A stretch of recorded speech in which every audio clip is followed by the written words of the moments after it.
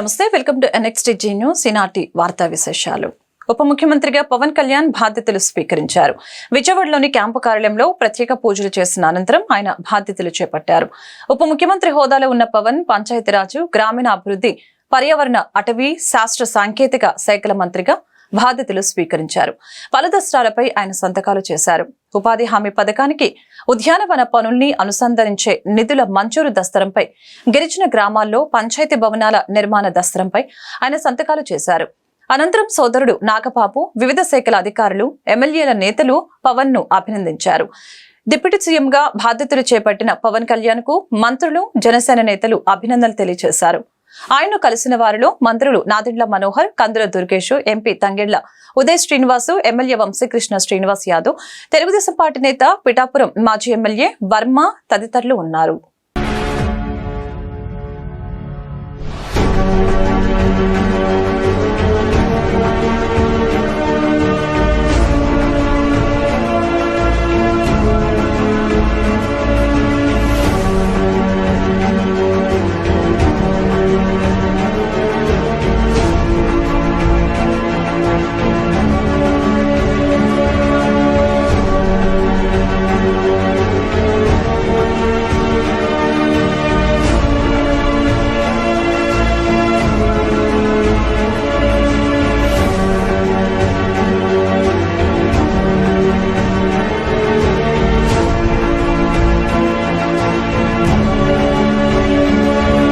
విద్య ద్వారానే ఉజ్వల భవిష్యత్తు సాధ్యమని గుంటూరు పశ్చిమ ఎమ్మెల్యే గల్లా మాధవి తెలిపారు. విద్యతో పాటు క్రీడల్లో విద్యార్థులు ప్రతిభ చూపాలని తెలిపారు.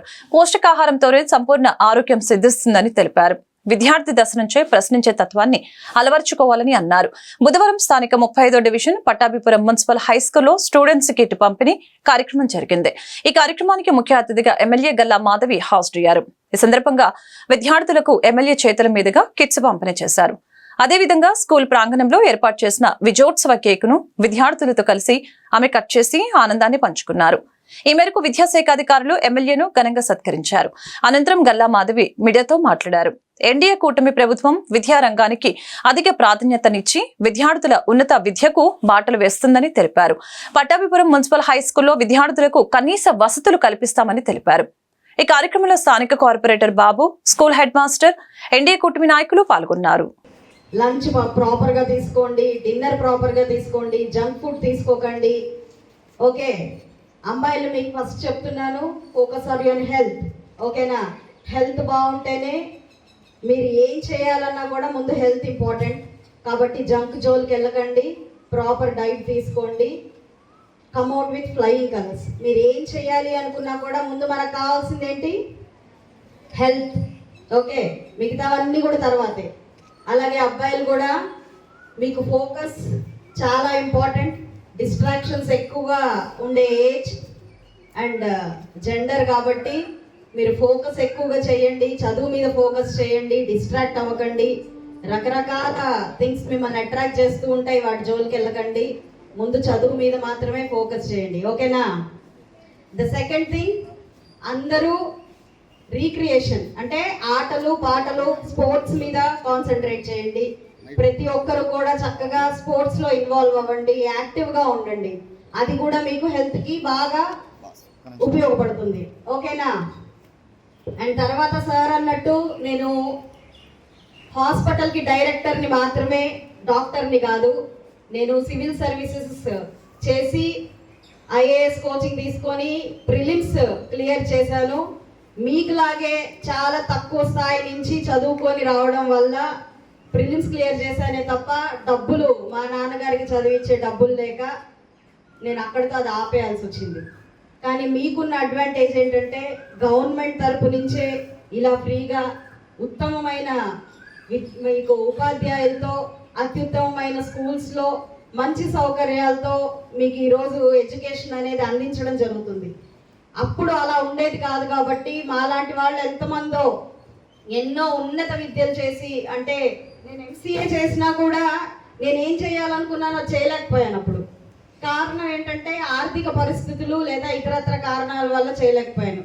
కానీ అదృష్టవశాత్తు ఇప్పుడున్న గవర్నమెంట్లు మీకు ఎప్పుడు సపోర్ట్గా ఉంటున్నాయి. మీ చదువులకు కానివ్వండి, ఉన్నత విద్యకు కానివ్వండి.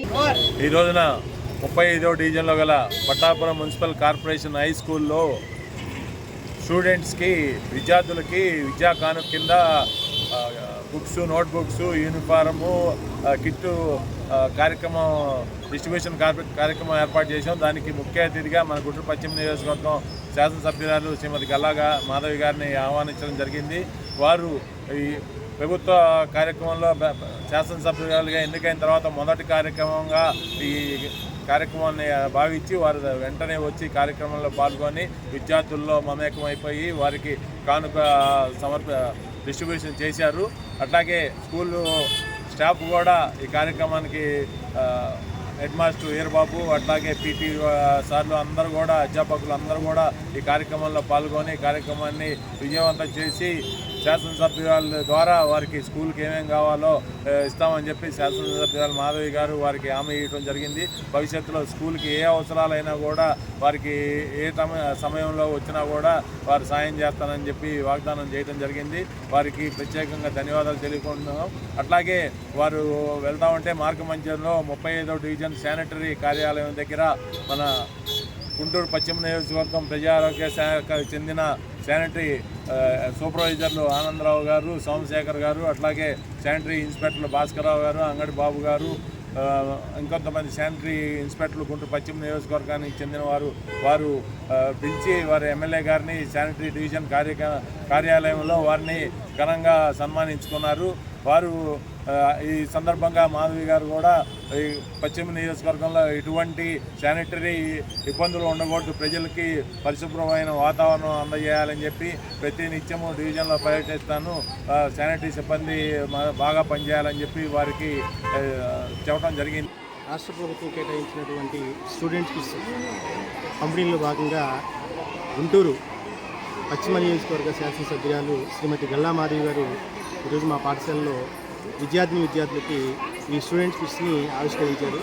దీంట్లో భాగంగా ఇచ్చినటువంటి పాఠ్య పుస్తకాలు, నోట్బుక్స్ని, అలానే షూ, సాక్స్ వీటన్నిటిని విద్యార్థులు సక్రమంగా ఉపయోగించుకొని వారి భవిష్యత్తుకి మంచి బాటలు వేసుకోవాలని మేడం గారు ఆకాంక్షించారు.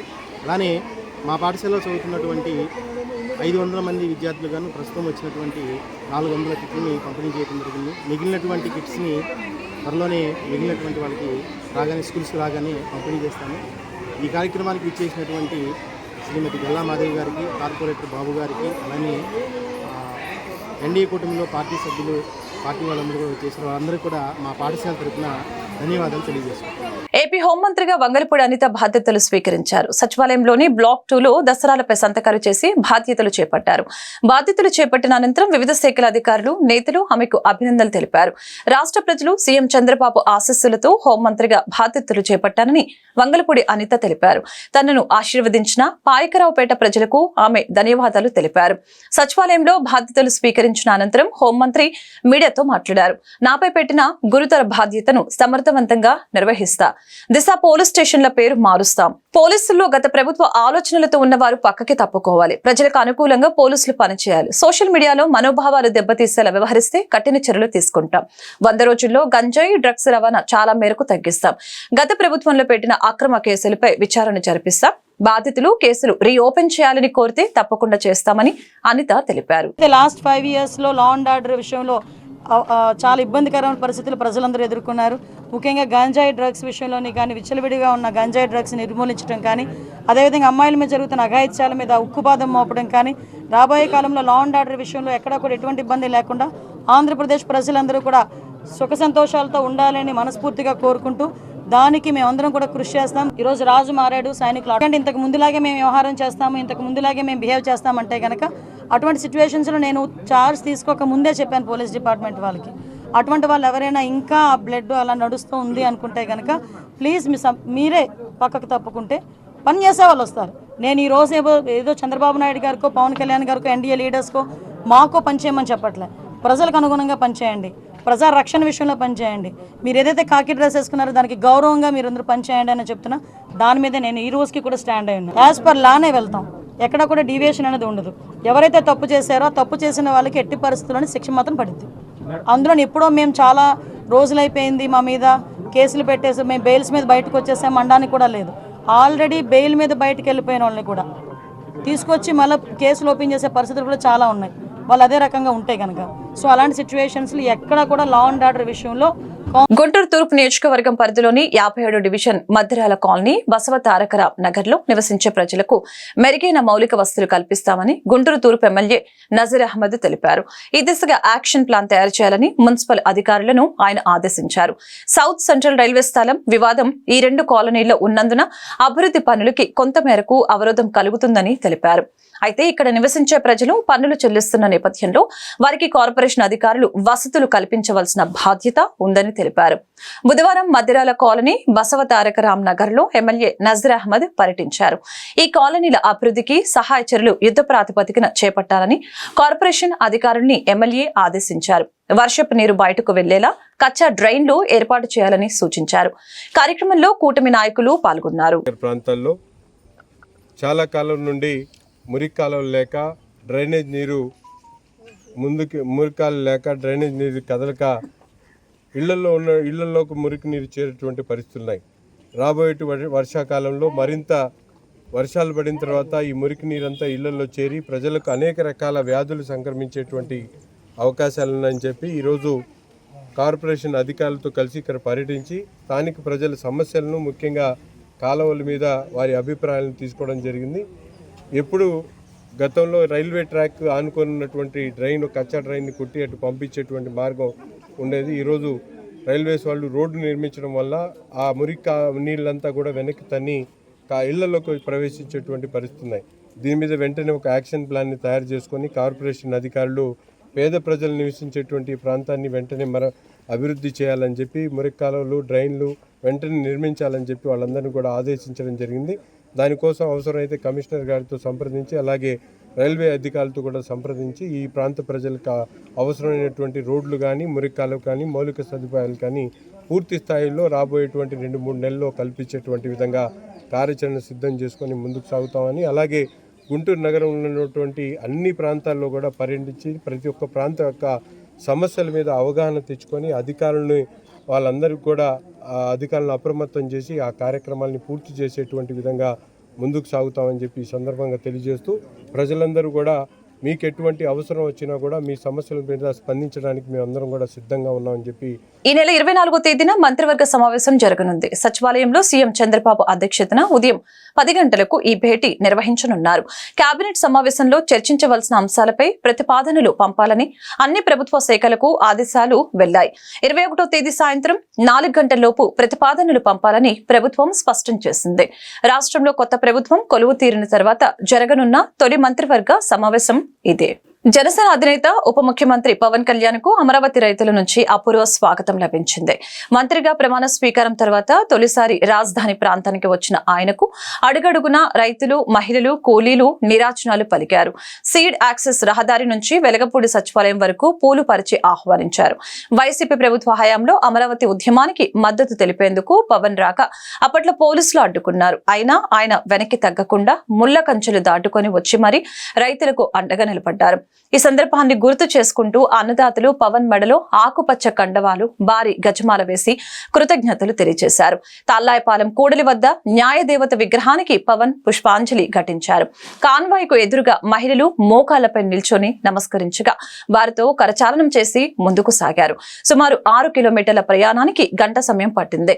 దారి పొడవునా ఎన్డీఏ పార్టీల జెండాలు, బ్యానర్లతో నింపేశారు.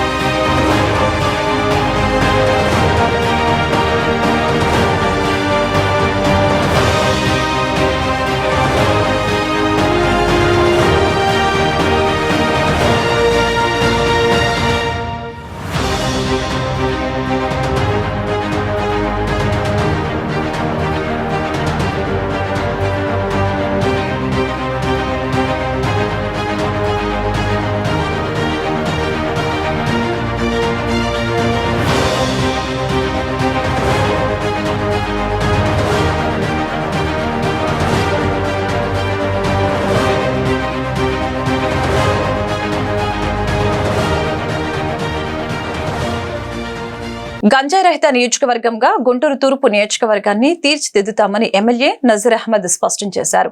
ఈ దిశగా ఇప్పటికే చట్టం తన పని తాను చేసుకుంటూ పోతుందని తెలిపారు. బుధవారం మద్దిరాల కాలనీ పర్యటనలో జనసేన పార్టీ నాయకులు ఎమ్మెల్యే నజీర్ అహ్మద్ ను ఘనంగా సత్కరించారు.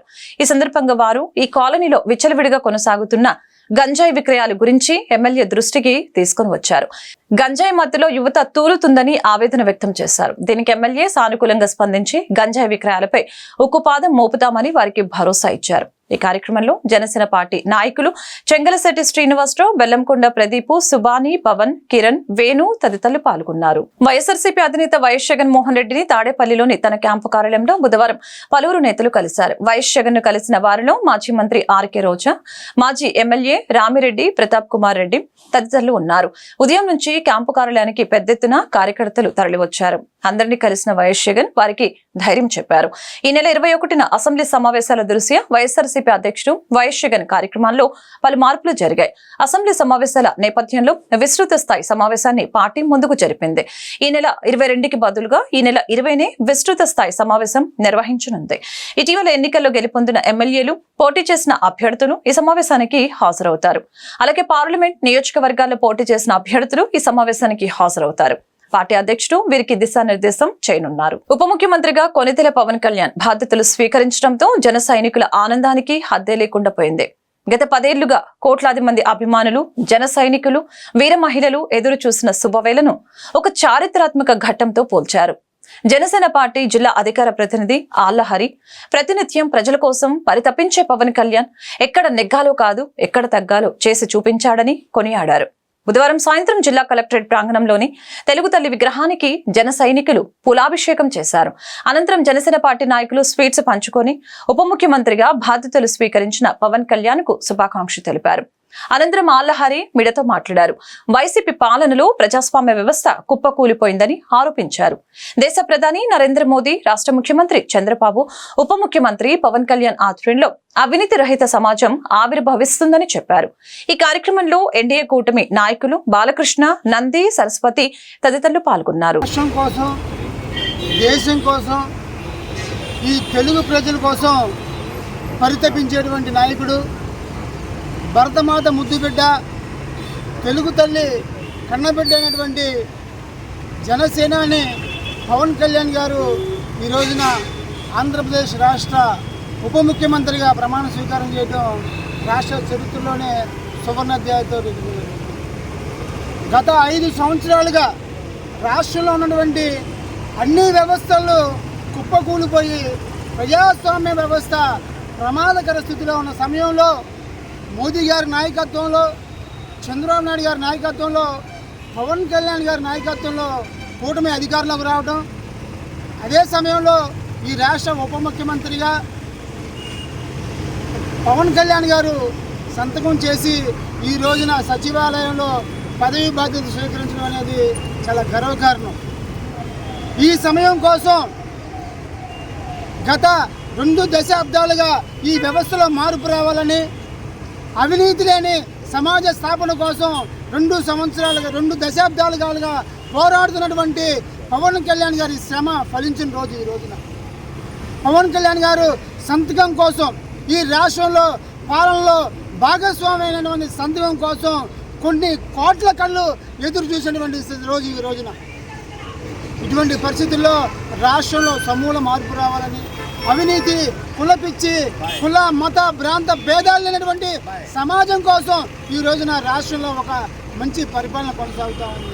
పెద్దన్నగా మోదీ గారు విజనరీగా దాదాపు 40 సంవత్సరాల అనుభవం ఉన్నటువంటి చంద్రబాబు నాయుడు గారు, పోరాట యోధుడు, ప్రజా పోరాట యోధుడు పవన్ కళ్యాణ్ గారి నేతృత్వంలో ఏర్పడినటువంటి ఈ కూటమి ప్రభుత్వం రానున్న రోజుల్లో పారదర్శకమైన పరిపాలన, జవాబుదారీమైన పరిపాలన అందిస్తుందని చెప్పి ఈ రాష్ట్రంలో ఒక 5 సంవత్సరాల పీడకల పోయి రామరాజ్య స్థాపన, రామరాజ్యంలో ఎవరైతే ప్రజలు ఎంత సుఖశాంతులతో, ఆనందంతో, ఎలాంటి భయాందోళన లేకుండా గడుపుతారో అలాంటి రామరాజ్యం కోసం ఇక ఈ 5 సంవత్సరాల పరిపాలన కొనసాగుతుందని, ఆ క్రమంలో పవన్ కళ్యాణ్ గారు ఒక స్ఫూర్తి ప్రదాతగా, ఎందుకంటే ఆయన జీవితం అంతా కూడా ఈ రాష్ట్ర ప్రజల కోసం అంకితం చేస్తూ తన జీవితాన్ని ప్రజలకు అంకితం చేసినటువంటి వ్యక్తి ఎక్కడా కూడా హంగు ఆర్భాటాలు లేకుండా తన జీవితం పూలపాన్పు అయినా కూడా ఈ ప్రజల కోసం, అణగారిన వర్గాల కోసం, పేద బడుగు బలహీన వర్గాల కోసం, ఎవరైతే పాలకుల వైసీపీ పాలకుల అణచివేతకి గురై అన్యాయాలకు గురైనటువంటి పాలకుల కోసం తన జీవితాన్ని అంకితం చేసి పోరాడి సాధించినటువంటి ఈ అధికారాన్ని ప్రజలకు అంకితం చేసిన సందర్భంలో ఆ తెలుగు తల్లి కన్నబిడ్డైనటువంటి పవన్ కళ్యాణ్ గారికి ఈ రోజున ఒక అద్భుతమైన సంతకం, సువర్ణ అధ్యక్షుల సంతకం చేసి సచివాలయం అడిగిపడిన సందర్భంగా మేము ఈ రోజున తెలుగుదేశం, జనసేన, బీజేపీ నాయకులందరూ కూడా స్వీట్లు పంపిణీ చేసి శుభాకాంక్షలు తెలియజేస్తా ఉన్నాం. రాష్ట్రానికి మంచి రోజులు వచ్చినాయి. ప్రజలందరూ కూడా మీ ఆశీస్సులు అందించారు. అదేవిధంగా మీ నమ్మకాన్ని, మీరు ఏదైతే విశ్వాసం ఉంచి కూటమికి అధికారం అందించారో అందుకోసం అన్ని పార్టీలు, కూటమి ప్రత్యేకించి కూటమి నాయకులు అందరూ కూడా సహృదయమైన వాతావరణంలో ఉన్నారు.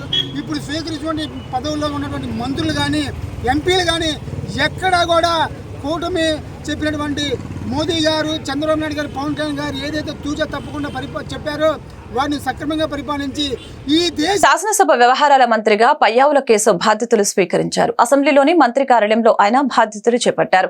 ఈ నెల 21, 22 తేదీలో అసెంబ్లీ నిర్వహణ నేపథ్యంలో సంబంధిత దస్తరాలపై సంతకాలు చేశారు.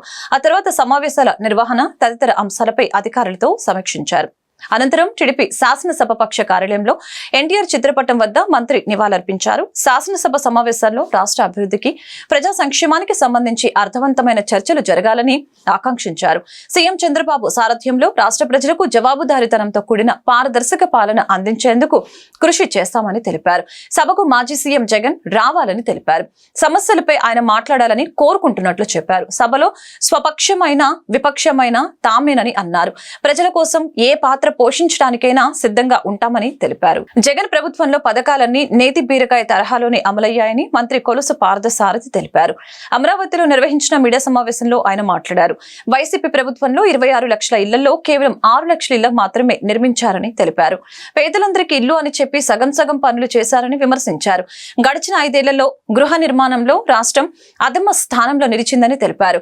వైసీపీ ప్రభుత్వం యూనిట్ కాస్ట్ ను కూడా తగ్గించింది. లబ్ధిదారులకు 945 కోట్ల మేర బిల్లుల్ని కూడా ఎగ్గొట్టారు. గృహ నిర్మాణ శాఖకు ఇవ్వవలసిన 3070 కోట్ల మేర నిధులు కూడా గత ప్రభుత్వం మళ్లించింది. కేంద్ర ప్రభుత్వం ఇచ్చే నిధులు దారి మళ్లించడంతో పాటు రాష్ట్ర వాటాగా ఇవ్వాల్సిన నిధులు ఇవ్వలేదు.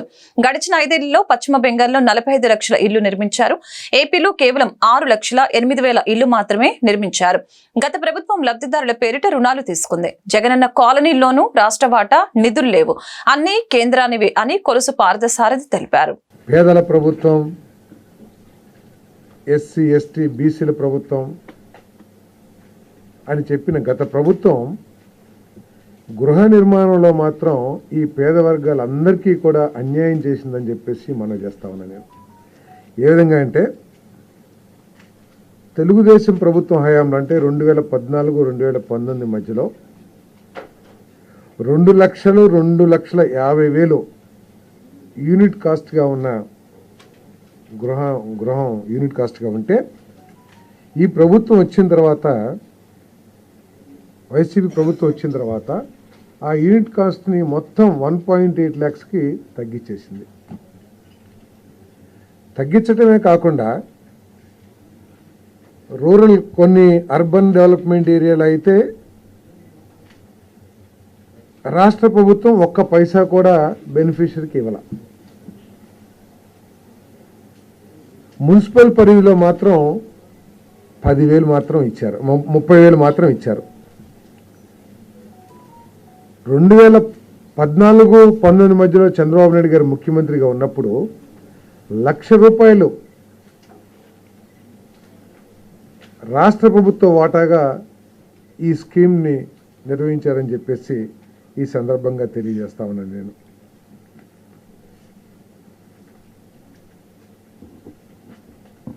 టీడీపీ హయాంలో కొన్ని ఎస్సీ ఏదైతే ₹1,00,000 ఇచ్చారో ఎస్సీ ఎస్టీస్కి అదనంగా కూడా ఇవ్వటం జరిగిందని చెప్పేసి మనం చేస్తాం. ఇది స్టేట్ కంట్రిబ్యూషన్ దాదాపు 3 లక్షల వరకు కూడా తెలుగుదేశం ప్రభుత్వం హయాంలో యూనిట్ కాస్ట్ ఉంటే దాన్ని పేదల ప్రభుత్వంగా చెప్పుకునే వైఎస్ఆర్ కాంగ్రెస్ ప్రభుత్వం 1,80,000కి తగ్గించటం ఒకసారి ప్రజలందరూ కూడా ఆలోచించాలని చెప్పేసి మీ అందరికీ మనం చేస్తా ఉన్నాను నేను. మరి అంతేకాకుండా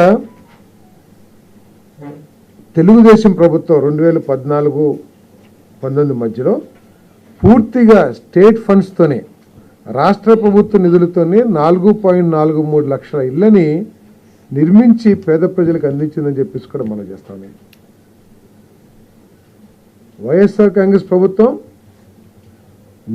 యూనిట్ కాస్ట్ తగ్గించడమే కాకుండా స్టేట్ కంట్రిబ్యూషన్ని ₹1,00,000 నుంచి 30,000కి తగ్గించింది. కానీ తెలుగుదేశం ప్రభుత్వం చంద్రబాబు నాయుడు గారు ఉన్నప్పుడు 4.43 లక్షల ఇళ్ళని పూర్తిగా రాష్ట్ర ప్రభుత్వ నిధులతో నిర్వహించిందని చెప్పేసి మీ అందరికీ సవినీయంగా మనం చేస్తాను.